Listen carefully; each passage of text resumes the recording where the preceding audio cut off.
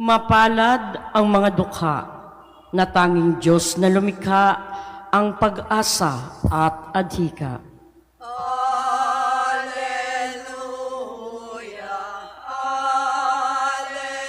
Alleluia, Alleluia.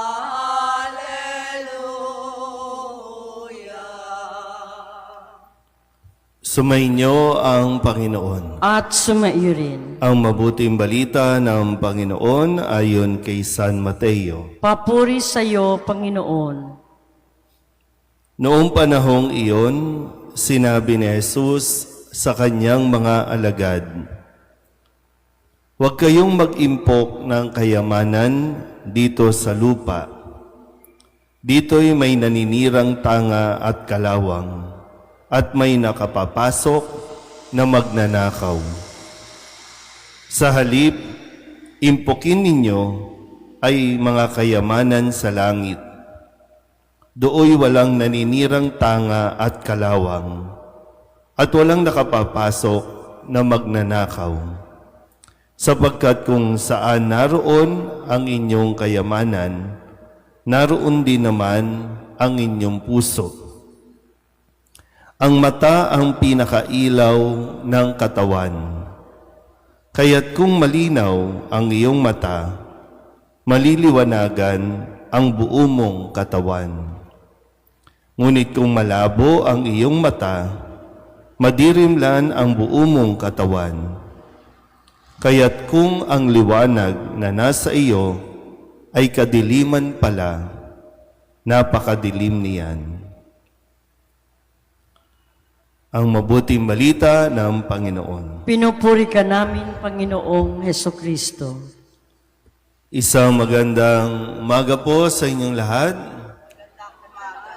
Ngayon po ay Biyernes ng ika-11 linggo sa karaniwang panahon at matapos nating marinig nitong mga nakalipas na araw na muli nating suriin ang ating pong mga ginagawa at tiyakin natin, nasabi nga po, na sa ating pagdarasal, sa ating paglilimos, pag-aayuno, tiyakin na ito ay hindi pakitang tao lamang, hindi paimbabaw, at lalo na kung tayo'y mananalangin sa Diyos, lumapit tayo sa Kanya mula sa ating puso.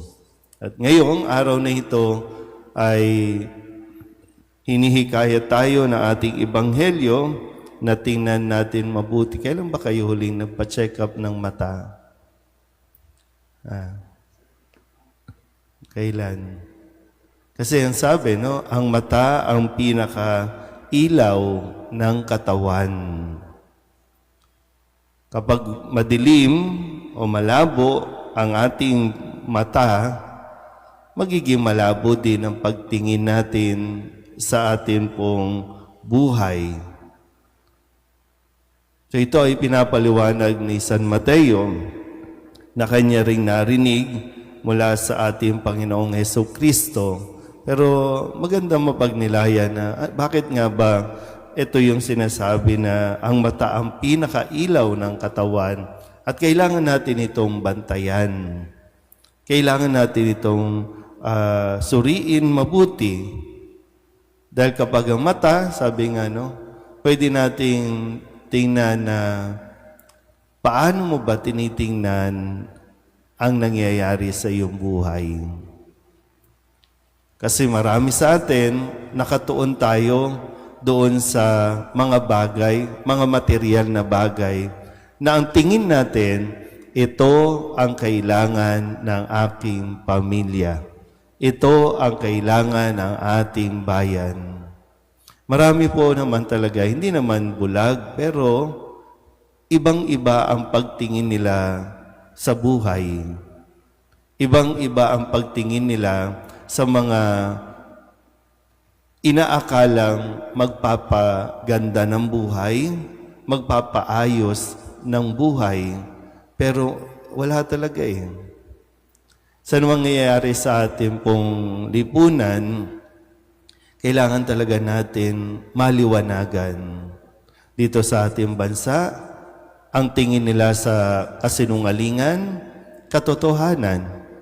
Yung kasinungalingan, gustong pagtakpan dahil may mga pinahalagahan. Kaya nga sabi ko, nasaan ang iyong kayamanan, naroon din ang iyong puso. Pero ito nga yung paanyaya, ano bang tingin mo sa buhay? Nakikita mo ba o sadyang ayaw mong imulat ang iyong mga mata? Na yung inaakala mo dati na tutulong sa iyo para maging maayos kayo, hindi talaga eh. Ngayon, naririnig natin, nakikita natin, di ba? Hindi pa rin tayo matuto. Yung gera sa Ukraine, sa Russia, hindi pa tapos. Tuloy-tuloy pa rin. Ngayon, Israel, Iran, nagbapalitan na ng mga missiles. Pero parang wala tayo nakikita. Kasi ang mahalaga lang sa atin, power. O sinong matitira, o sino ang pinakamakapangyarihan, yun ang nakikita natin. Dito lang sa atin din, no? Hindi rin matapos-tapos itong Duterte, Marcos na bangayan na ito, na away na ito. Pero kung titignan mo, sa atin din, parang wala tayong nakikita na nangyayari. Saan tayo nakafocus? Mga away-away din. Mga mag-asawang di magkasundo. Pamilyang hindi magkasundo. Laki-laki ng problema. Pero tayo din, nakatuon tayo sa mga bagay na akala natin talagang kailangan at magpapasaya. Pero tuluyang sumisira at nagpapalayo sa atin sa isa't isa. Imulat natin ang ating mga mata. Kailangan lang talagang linisin ng mabuti. Kasi baka tuluyan ng magdilim ang ating pong paligid. Tuluyan na tayong mabulag sa mga mali at kasinungalingan. Isa pa nga po, no, na nagiging issue natin ngayon, di na nga natin alam kung sino ang totoo at sino ang artificial. So kailangan talaga natin ng biyaya, no, ng Panginoon para talagang ma-identify pa rin natin, makita pa rin natin kung sino o ano ang katotohanan na pinakamahalaga sa buhay natin ngayon. Lahat mawawala, lahat pwedeng nakawin kung hindi mo imumulat ang iyong mga mata. Marami nang nawawala, wag mong hayaang tuluyang maglaho ang lahat sa buhay mo. Amen?